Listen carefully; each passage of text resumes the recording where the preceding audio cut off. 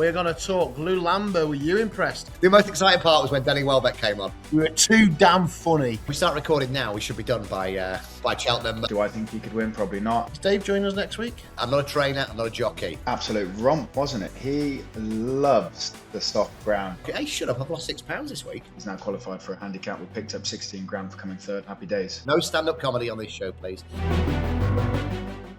Well, what are we? 4 weeks away in counting. We're getting ever nearer, and we're probably just seeing the final true trials for this season's Cheltenham Festival. In this episode, we're going to talk Lulamba. Were you impressed with his spin in the game spirit? Haiti Kalor wraps him in the Denman, a stamina performance there. It's Tutti Quanti, an outsider for the champion hurdle, and plenty of novice clues as well over the last couple of days. The boys are with us, and again, it's a similar question to started last week. We were talking about the DRF. The ground conditions could also have seen this weekend has maybe left a little bit of a mark on him, Frankie, with the festival only 4 weeks hence. Yeah, you mentioned Lulamba and you mentioned the ground. He certainly had to do it slightly the hard way, I thought, compared to what some people might have hoped for. His usual slick self wasn't quite on display, but that could be seen as a positive in some respects. Yeah, it was really tough going. I was at Warwick and you could see that it was hard work getting around there, and equally catching up on Newbury. It looked like a bit of a slog. Testing conditions, I think, well, we'll get stuck into it. Certain horses you might see it as a positive that they've had to be tough, and maybe they've learned a thing or two, and then others you do worry, is this getting a little bit tight in regards to the festival? Because let's not forget, horses go there in tip-top shape, and if their plan has gone to plan throughout the season, as a trainer, you wouldn't say that a month or so before we're going to run on bottomless ground. So you've got to be at your best, haven't you? Yeah, we just need to stop raining, don't we, Joel? Yeah, I'm sick of it. I think the weather forecast is for torrential rain pretty much all week. However, I'm just looking out the window, and it's dry as you can get at the minute. So yeah, I think it's really, really bad rain all week again.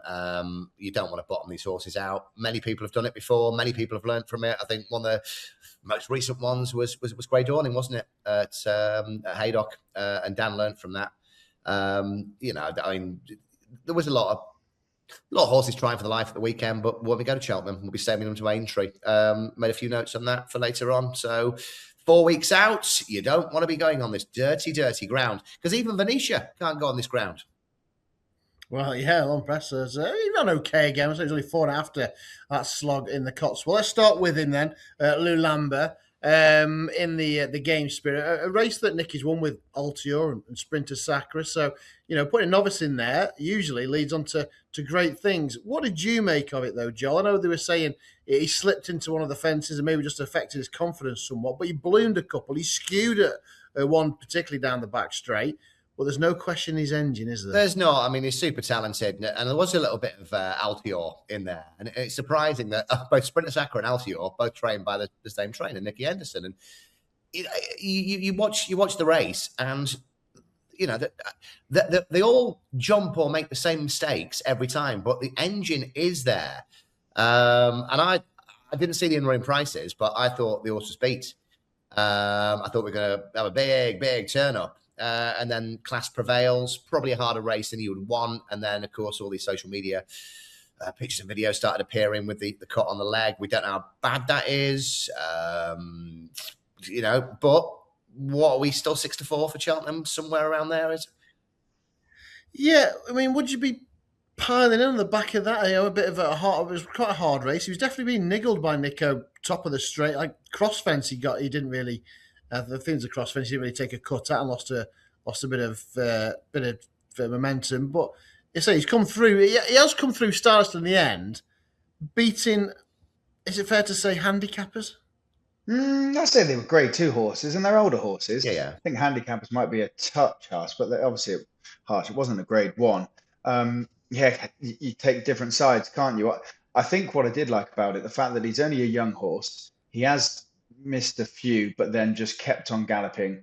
I quite like the fact even that he sort of bumped Calico over the last, was it, or the second last, and then still carried motoring on. Like, he looked like quite a mature horse and has beaten older horses and hasn't been out toughened by any of them on heavy ground. So I think his sort of mental game is quite clearly there, and he probably would have learned a lot because he's got in close to a couple. He's, like you said, ballooned a couple. So hopefully he'll be a bit more of a polished, finished horse for Cheltenham. But yeah, is it the usual prep on heavy ground for a young horse, happen to be asked to do all those different things? It will take it out of him. I'll throw this into the mix. Does he need further? Will he I, get taken off his feet in the Arkle? I honestly was watching it thinking he could definitely step up and trip, couldn't he? And he probably will in time. Those two, Romeo Coolio, Lamba, both need further from I'm not a trainer, I'm not a jockey, but I've watched enough races. Definitely not a jockey. You're a disc jockey. Hey, shut up, I've lost £6 this week. It was on the 240 at... Punting it, yeah. yeah. Thank you. No stand-up comedy on this show, please. Yes. What a complaint last week. Yeah, too much stand-up, I'm sitting down. We talked about Romeo Coolio, we talked about Lulamba, and I think they both relish to step up. So I understand. Well, Lulamba's not going to step up for the festival, is he? Well, no. And I think Joseph O'Brien was talking about Talk the Talk, which could be going to the Turners, but will probably stay in the Supreme because they want to keep the horse at 2 miles this season. That's the plan. However, everyone's going, that needs further. So, are we sticking to the plan? And it's a cliche already that Nicky's a man to get them right. We've had this so many times. We'll go back to Severn Barrels and look at the horse and go, look, we are we're really going to put all our work into this horse and get him prime, especially after last year's fiasco at Cheltenham. And he's had some bad luck already this season. It's a funny market, isn't it? This is where I was about to go. So, would you have scared off any potential opponents at the weekend? I mean, we are nominal no bet now on the Cheltenham race that are available here at Betfred. So you look at the market. Would you have scared anything off? You could have a little bit of a dart at something and doesn't run, get your money back, which kind of brings me to Steel Ally, Frankie. You were at Warwick. What did you make of him in the Kingmaker? Very, very impressive, but funnily enough, and maybe this is a case of actually like the Kopech de Boards effect, who has bundles of speed.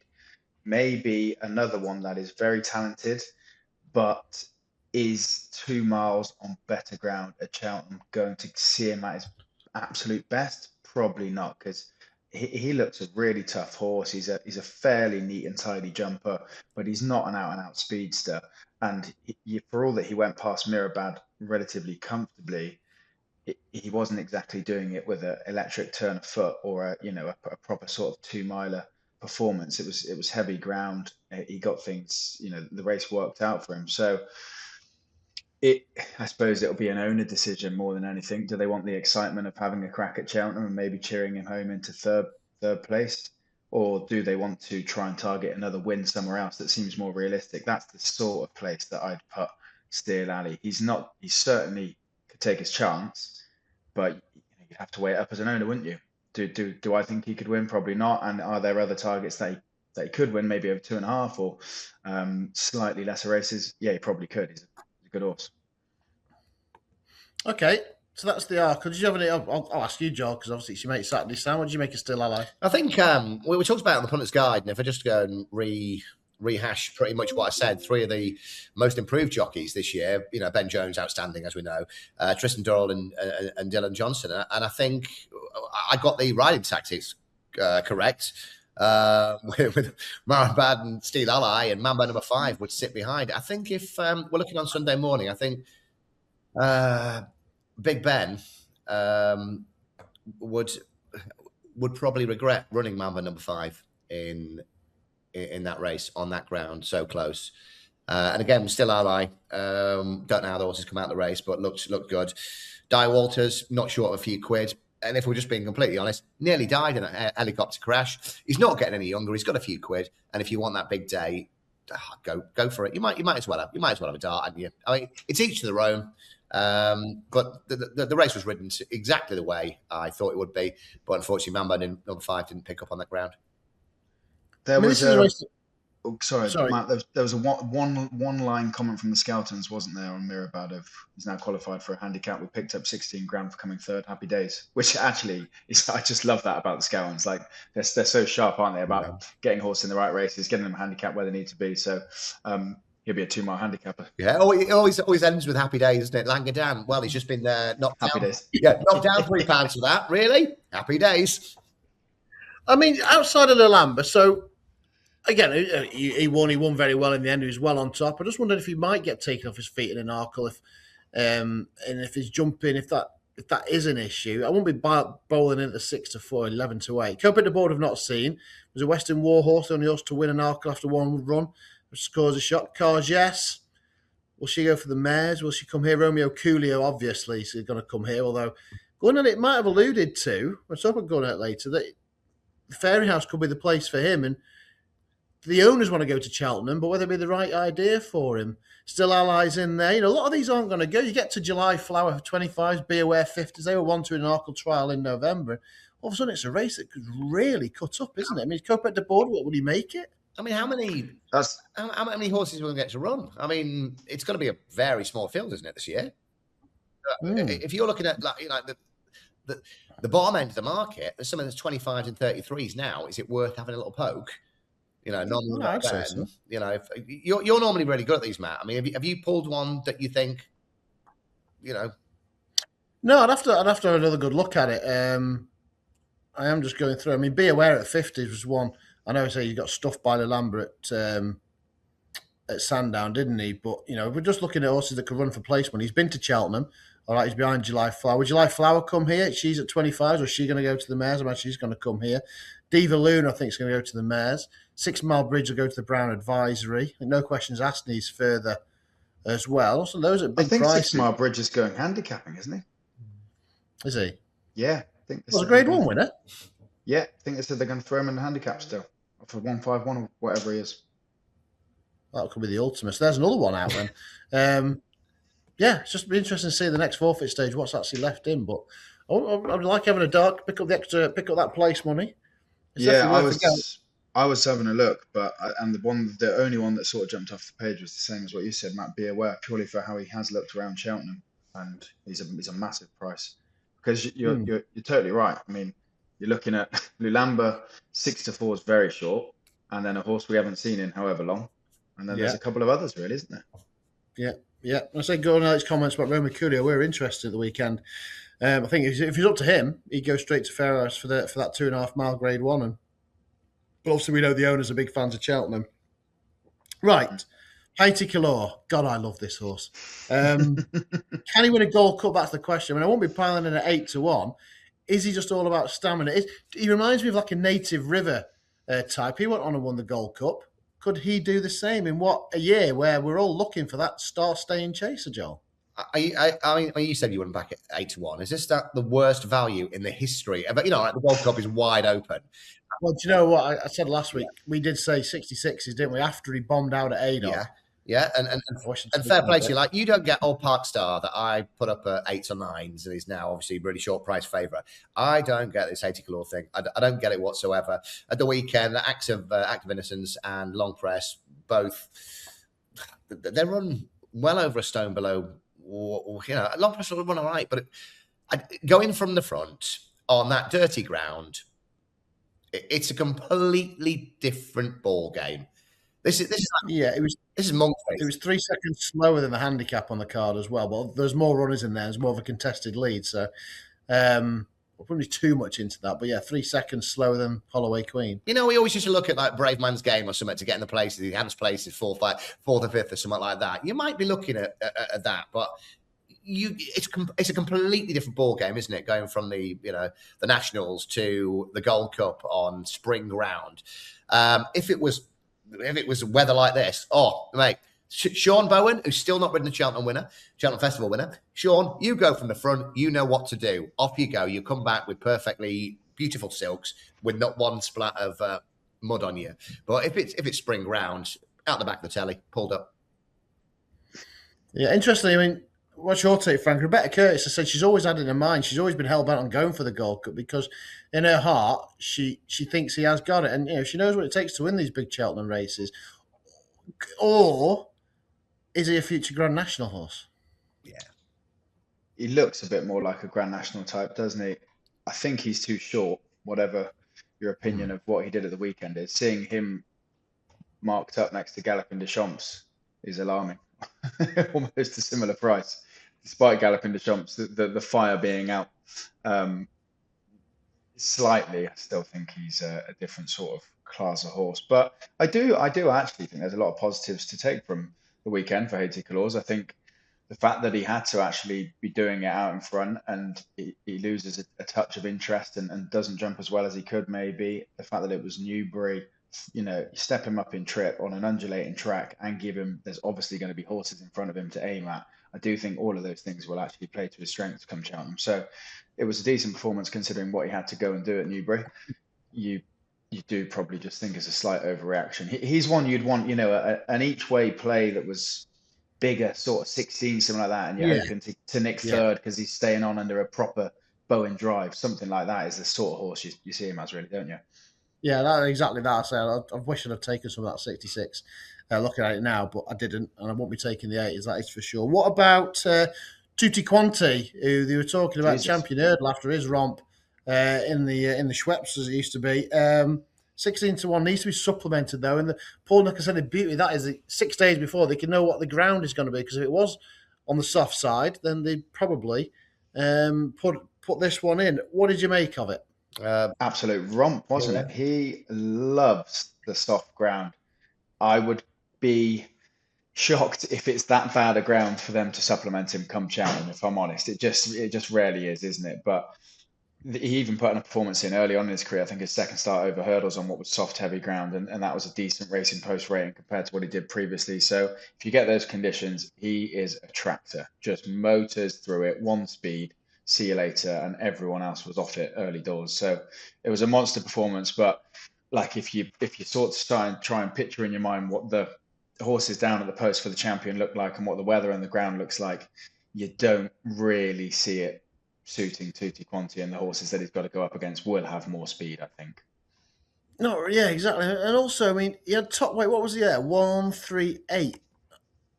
Top weight in that handicap always used to be in the 150s, didn't it? It was always such a top handicap, which is kind of a statement to exactly where we are now. But he needs to improve obviously a few pounds to be a big champion hurdle hope.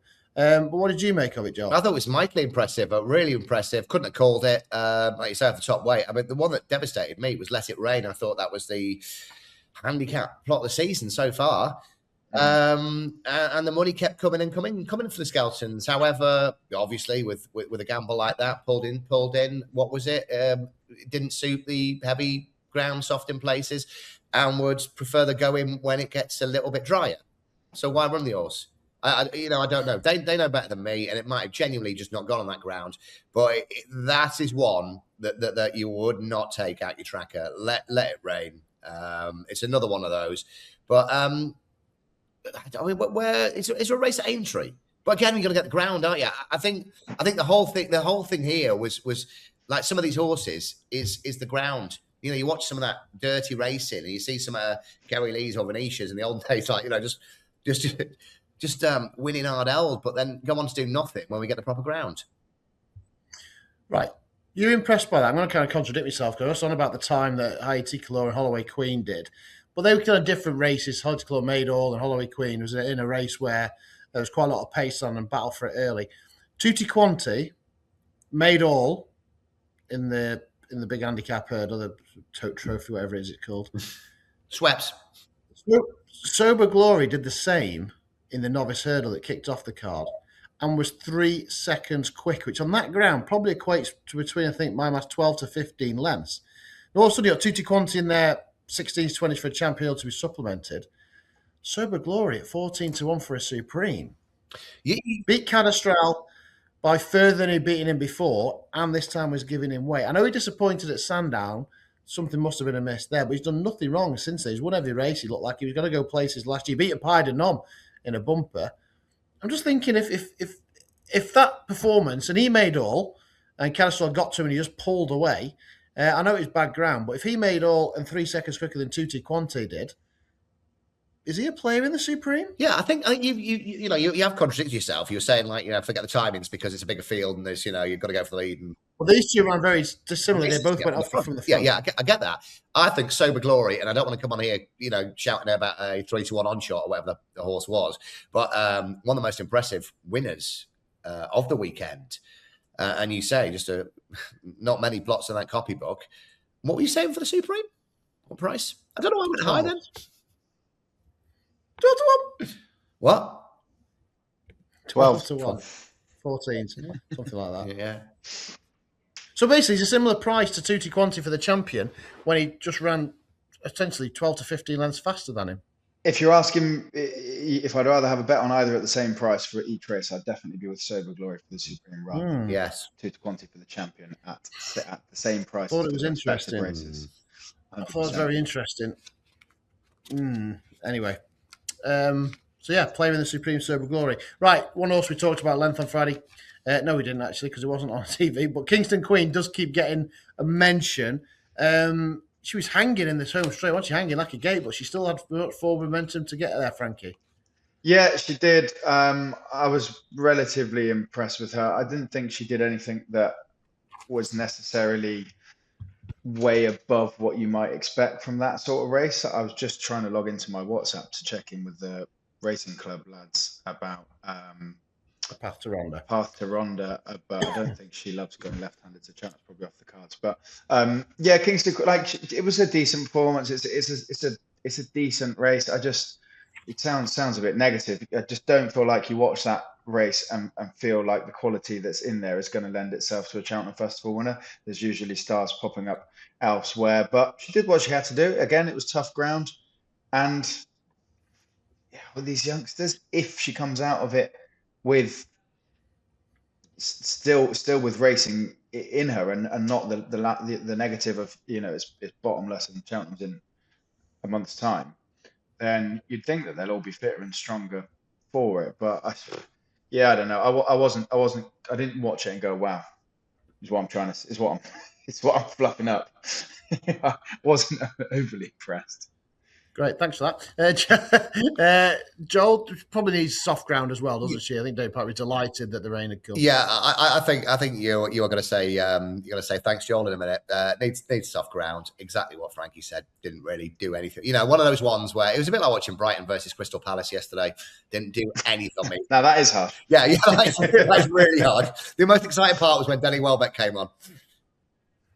Right. Anything else from Newbury or Warwick? Obviously, Frank, you were at Warwick. We haven't touched upon? Nothing that would need to be noted that we haven't spoken about. No, Steel Ally was a monster performance, but I don't think he's a Cheltenham horse. And Guard Your Dreams one for Joel. Yeah. Guard Your Dreams. Toby McCain Mitchell told you when Frankie was having it large in Hong Kong and all this. Have you seen any of this lad? He's great. And Lamilos finished in third, but you didn't back him this time, did you? No, but it didn't matter because Nappers Hill was pulled up. Yeah, don't worry about that. Right, just go around the grounds and elsewhere. Act of Innocence in the Sydney Banks. Up in trip. Is he the Henderson Turner's horse, Joel? He's 100% the Henderson Turner's horse, but I've got one for you in a bit for the Turners, and I think it might be triple figures. And if you're already priced up, you'll have to keep scrolling. Just from stuff I read at the weekend from a trainer that can't keep his gob shut. So this might be a good one, but no, that's definitely the horse. But I think mine's about 10 times the price. Frankie, what did you make of Act of Innocence? Very good. And Hendo's comments are extremely positive, weren't they? I thought he'd give a slight nod to Nichols as well by saying that he got him ready-made because he potentially feels slightly guilty at the fact of having almost the favourite for the Supreme and the Turners as a result of yard moves from the owner. But yeah, he was good. I'd be more excited about Old Park Star in the Supreme personally than I would be Act of Innocence in the Turners. But he's very neat and tidy, isn't he? He's very pleasant to watch. He's like, but perhaps not. He's like the sort of school prefect, the little SWAT school, like that the bell goes. You just put all your stuff into the bag and disappear. He rearranges his pencils and everything. Just very, very nice, very clinical. Not scared if you own the horse. 10 to 1. That's it's an interesting way to put it, but I do funnily agree with it. But I'd look at the market and I'd be saying the prefect Act of Innocence does things properly, but the engine of No Drama this end, Dr. Steinberg perhaps, Saltudo, you might be going up in trip, but those sorts of horses I'd like to think would have a bigger, stronger engine than Act of Innocence, who is very pleasant to watch, but I don't quite think he's got great. Can I ask about Dr. Steinberg at the DRF? Because Dave Alt was on the show last week, and I don't really think I got an answer to the question. I was so impressed So I thought it was great. Yeah. yeah, and I think Dave was very much like, "Nah, you're just sending him. He's I saw absolute superstar there. But I've heard people knocking that. What's I thought it was great. I just well, I suppose we're non-runner no bet now, aren't we, on the Turners? So you could have a crack at him. There's still question marks over whether he'd go up in triple or not, I think, but I was very impressed.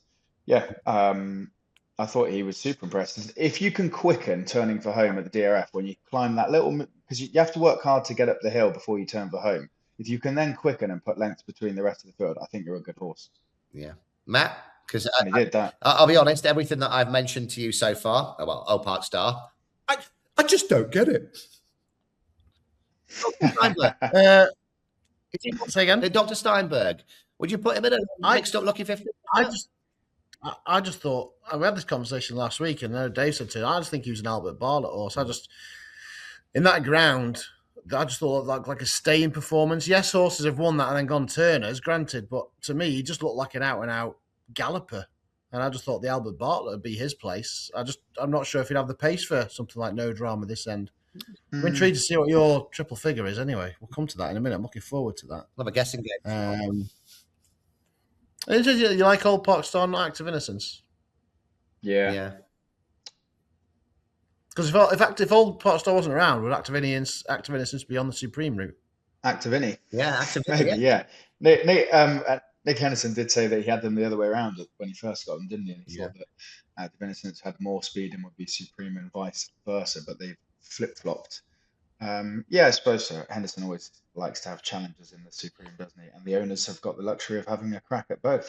They must be really excited to be going into both novice hurdles with live chances. I know it's Nico as well, just to add to, I suppose we don't need to look at them as a pair, but they are under the same ownership. But when Nico was asked what horse he's most excited about, he was bigging up the chances of Old Park Star. Did he not mention Constitution Hill? No. 27. Neither did we until how many minutes? Yeah, 27 this week. What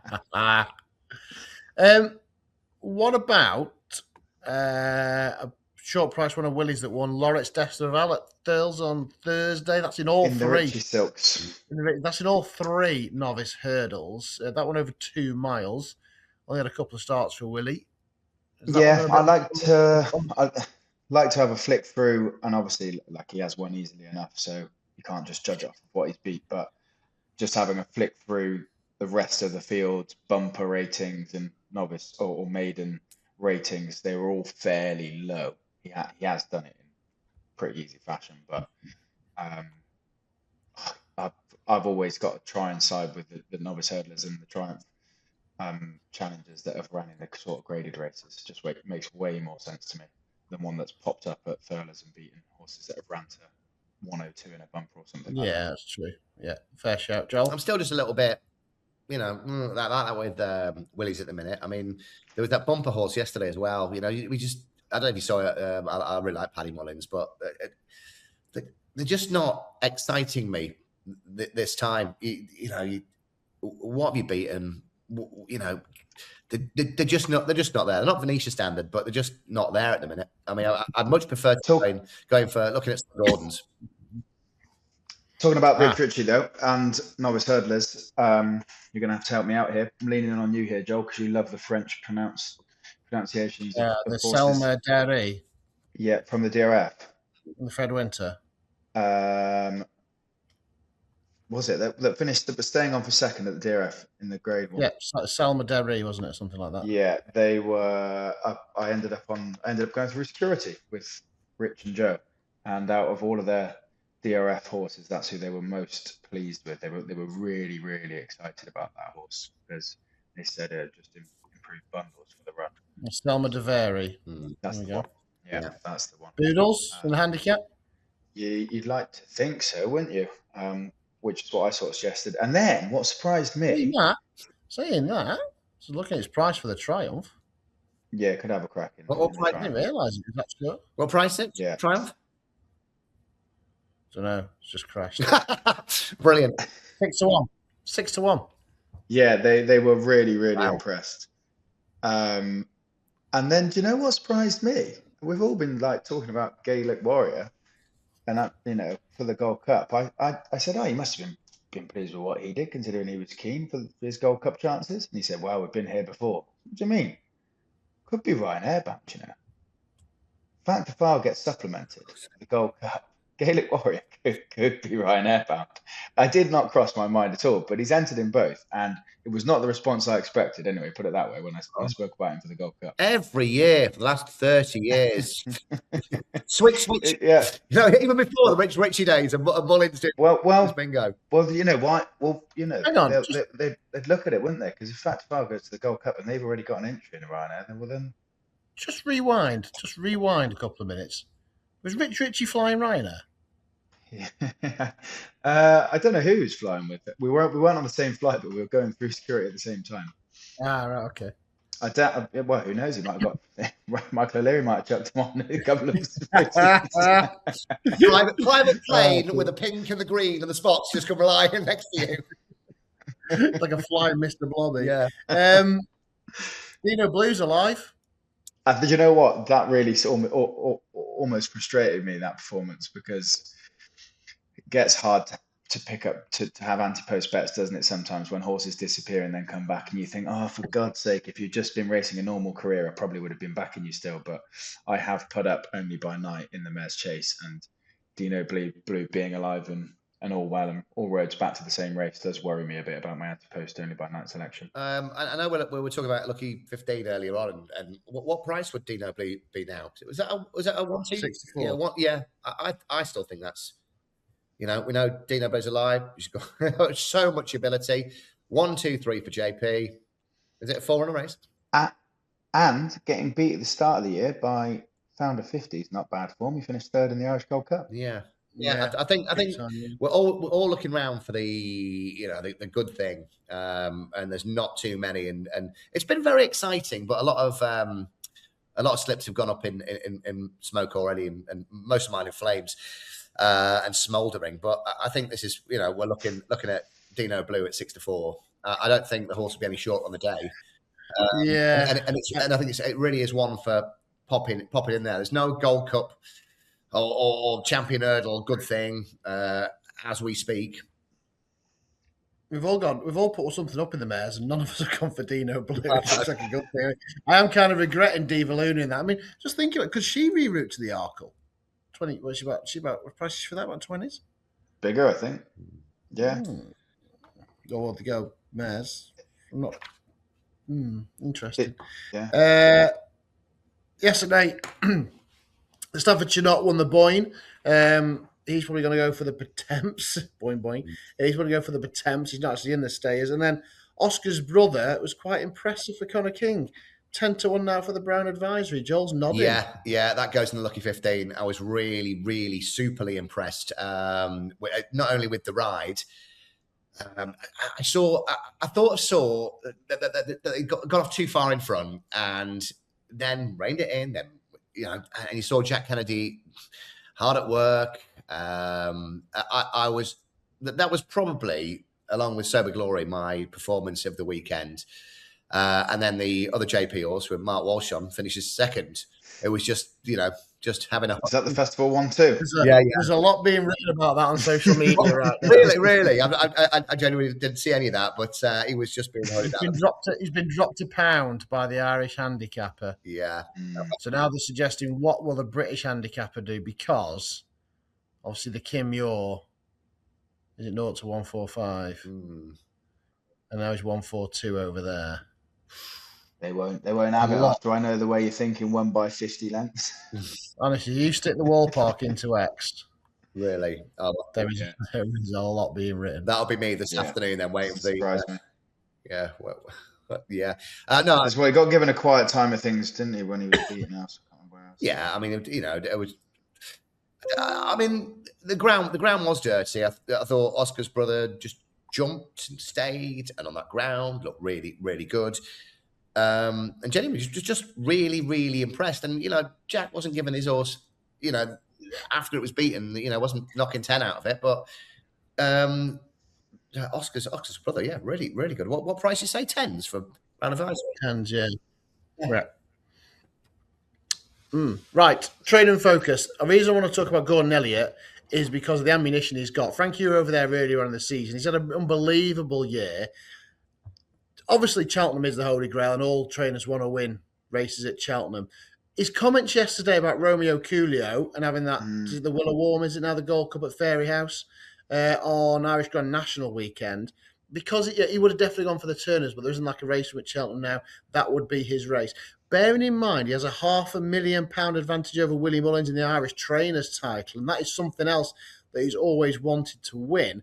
Could he get his owners on side to keep his powder dry a little bit with some of these stars from this year and keep them at home and try and help him towards that Trainers title?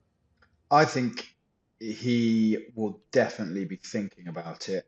And I do think where it may have previously been a 50-50 or even a 60, let's go to Cheltenham, 40, let's not, it will swing the other way with some of the horses. I think he's going to start to really assess his chances in depth, and where there's a horse that you might have thrown in and say, well, we'll take our chance, they may actually send them elsewhere, because Gordon loves Cheltenham. Like you saw that when it took him to the pipe to win a race, and burst into tears when Wadhu crossed the line. Like he absolutely loves Cheltenham, and that is he doesn't hide that.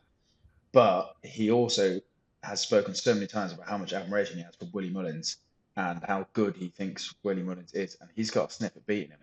And that would be a hell of a season to remember. And I think he's really just enjoying it as well. Obviously, he's enjoying banging in winners, but he's getting a lot of sort of credit and well done's, rightly so. And there's a good vibe on track, and he's always got time for people as well. And I think he's really enjoying this period he's having, and particularly off the back of the DRF, enjoying having winners over in Ireland and having success there. And that's only got to motivate him to say, actually, you know what, you probably could do with more of this. So it does make it interesting. But you mentioned his ammo. You start to look at, okay, Romeo Coolio is a bit of an exception because of the trip, but like Ante-Post, chance of being a Grade 1 winner, same as Honesty Policy. Found a 50, okay, he's probably maybe targets elsewhere still on the trip. You got Brighter Days Ahead, chance at Grade 1 champion, Hurdle Glory. Castel Lev might be thrown in, Stafford, not to mention Handicap. Those sorts of horses, you're definitely going to go with, aren't you? But it's definitely a battalion. I'm just saying there'll be questions over. And Romeo Coolio is obviously the most high-profile one. Whether you can just get the owners on board to try and pick up prizes, that Fairy House, and then maybe Punches Town. I don't know. I'm just playing devil's advocate, because everyone expects, everyone's going to turn up, and he does turn up at Cheltenham en masse, but there may just be a few that may stay at home. That's all I'm thinking. Do you think he could do it? If he did decide to have a crack at it, do you think he could? Well, Irish Grand National and Punches Town will obviously be major players, and you'd imagine he's got to hit form at some point, hasn't he? I mean, I say in form, he didn't have a bad DRF, he had plenty of winners, but still not the Willie that we come to know and love, is it, in recent years, Joel? No, it's really not. And I've said to you before, it used to be a case of, new bumper horse from France, very expensive, sticks it in, 8 to 11 on debut, 9 times out of 10 they win. Nowadays, they're inshore and they're just not running the races, and it's not that the horses are bad or the breeding's different. They're just not informed, and I'd love somebody to explain this to me, the technicalities of why. Venetia was on the telly talking about she just doesn't know why. Sometimes horses just ain't right. There's no bug in the yard or anything like that. But when they kick in, they kick in. I mean, like we talked about El Cairo last week, or El Kairos, if you're stupid. There's certain horses down there. There's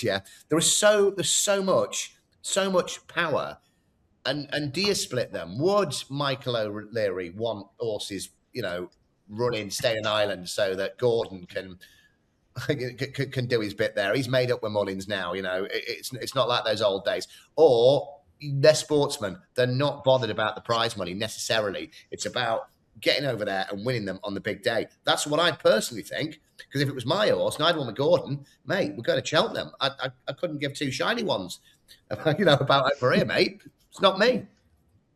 It depends. It depends on like what targets you've got as well, doesn't it? What festivals you can, DRF's great. Having winners there is massive, but does the likes of sort of Fairy House and Punchestown quite match that? I'm not sure if it does, which I'm just trying to find out how much Mullins won the Irish Trainer Championship by last year, but it's overshadowed by him doing the double that you can't find any details on the Irish Championship, which maybe, says a bit in itself. How much of a big deal is it for them over there?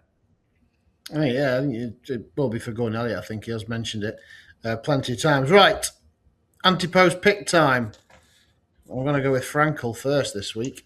I'm glad you didn't ask me about Staffordshire not, and you went straight to Joel and Oscar's brother, because I would have spilled my beans too early. It's going to be him in the Pertemps, talking about Gordon Trainer in focus. He always has a crack at that race. He's not shy to do it with horses at the top of the weights. I love a horse that was talented early on, goes off the boil a bit, and then somehow is revigorated and comes back alive.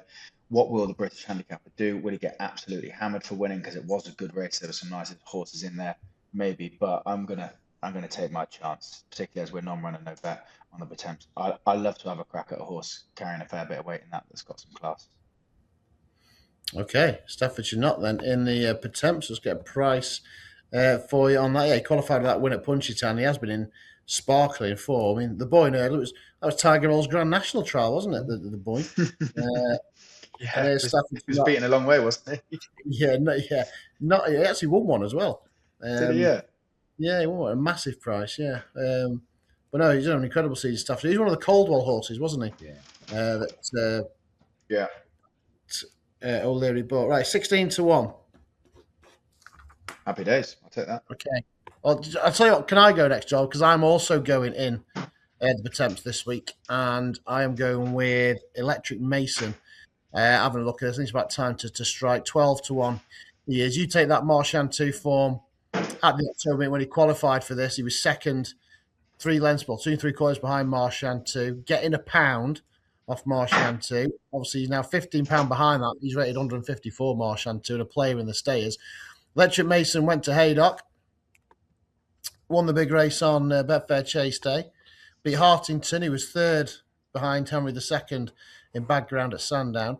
Phantom of the Points was third. He won at the weekend at Warwick. Ace of Spades was fourth.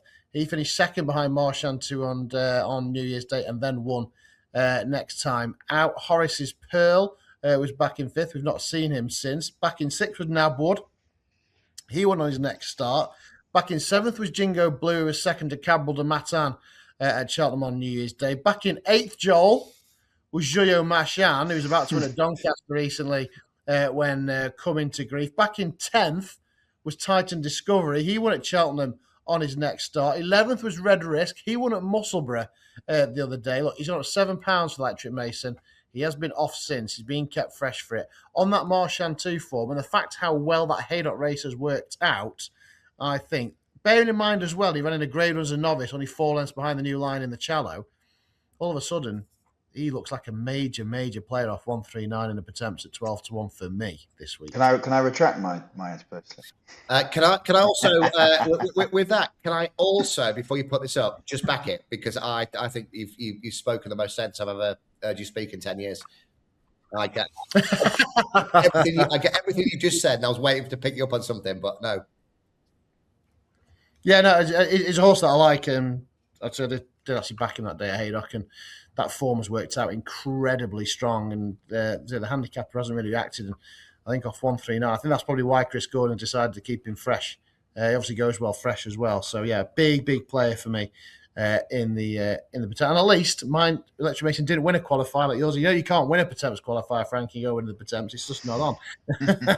Right, Joel, where are you going? Well, on my list, still to come. I've still got Mercier to put up in the county hurdle, fourth at DRF. You watch that back again. That's one, but you're probably at 8-6s, something like that now. If I had not looked at anything else this season, would be Oscar's brother. But again, if we're doing the non-runner no bet, can you get me a price for? Oh yes, sorry, I didn't send this up, did I? You said earlier in the show the Turners. Yeah, the Turners. Can you go right down the bottom? Hang on, let me get it up. Hang on. Are you looking for? Drum roll, please. Let's build up the suspense and the drama. We're going German bred. And we're going Vossis Dacia. We are going to Baby Joseph. And we're going for Zeus Power. In January, I was talking about that nice horse of Gordon Elliott's, Lazada Star. It was odds on that day, beat that. And then before that, I think it was that 16-length romp at Turners. More to come. Joseph was talking about Talk the Talk. Would probably not go here because we want to keep the horse at 2 miles. This may not be good enough, but has been showing a lot, and they're further ahead than they expected to be. And I think last night when I was flicking around, it was around hundreds. And if you can get me a price and none run a no bet, I think this is there's no point taking some at 6-4 now, is there? I'm looking at No, 1,000%. Yeah. So non runner, no bet. You're a fair bit shorter than 100. So yeah. 12 to 1. But then I'm getting the okay. Only joking. Only joking. Well, you got 33s. 33 is no one to know about. All right. Well, there you go, innit? It's so turns up on the day. See it running a massive race. Doesn't run, money back.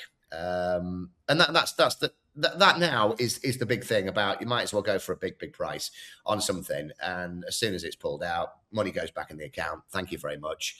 I'll reinvest somewhere else, or take it out and buy my girlfriend something very special, because no one's ever done that in their life. Gamble responsibly. There's one absolute rogue that I could have thrown up, but probably would have turned people would have turned off if I put a Hunter's Chase horse up, especially one called Hunter's Yarn. But I think you have to jot him down. He is a high class animal. Okay, explain at the weekend. Was that second at the weekend? Well, second Expander Boy. Yeah. Second, yeah. He'd been winning a couple of points, and he's now changed trainer, and who would ride him at the festival, I'm not sure, but you get one of those top Hunter Chaser lads on him. He owes me a festival winner anyway, from how disappointing he had been. And in the Hunter's Chase, he might just be able to do it. All right, interesting. Right, anything else from the weekend you want to discuss, or the few days just gone by? I did notice that one, the old Aidan O'Brien horse, Saratoga. For the Fred Winter, yeah. So that's the race 3 of the last 8 Fred Winter winners have running, isn't it? Is it 4, isn't it? Is it 3 or 4? Might be 4. 3. Aramax, Band of Outlaws. Yeah. There was another one as well. Brazil. Of course. Brazil beating Gaelic Warrior. You said it. I know. Just interesting. Wasn't obviously one of Aidan's big stars. JP's come in with the satchel, and it's gone. Take this. Might come to nothing, but I just thought that was it was interesting, and they both raced far apart, didn't they? Far apart. Yeah. Hung over to this side. Was it Highland Crystal? Yeah, Highland Crystal. Okay, right. So, as I always say, please like and subscribe here, The Road to Cheltenham, and also you get to know about the Punter's Guide. This week, we're focusing on Ascot and Haydock. We've got the Ascot Chase and the Grand National Trial at Haydock to focus on as well. There's still a few trials still to come on Merseyside. Right, hopefully, there wasn't much comedy in this, and it was dull enough for Gary Maloney, who sent us that comment last week that we were too damn funny. It might have been tongue-in-cheek, actually. And yeah, it's just a bit of appreciation for Friday's Punter's Guide as well, especially with Joel putting up Guard Your Dreams. I can't think of any other winners we had at the weekend. Oh yeah, I did say Haiti Claw would not win with stolen money, and I don't know who's backing it, so at least you got that right. Yeah, you did tip up Lou. What was that horse called? No one had ever heard of. Right, Punter's Guide, Ascot, Haydock this Friday. Trying to find some winners of the weekend. Then we'll react to it all. I think is Dave joining us next week? I would have thought so. So if we start recording now, we should be done by Cheltenham. Brilliant. Right, more Ante-Post picks coming next week. Best of luck, whatever you're back in this week, and we'll see you Friday for the Punter's Guide.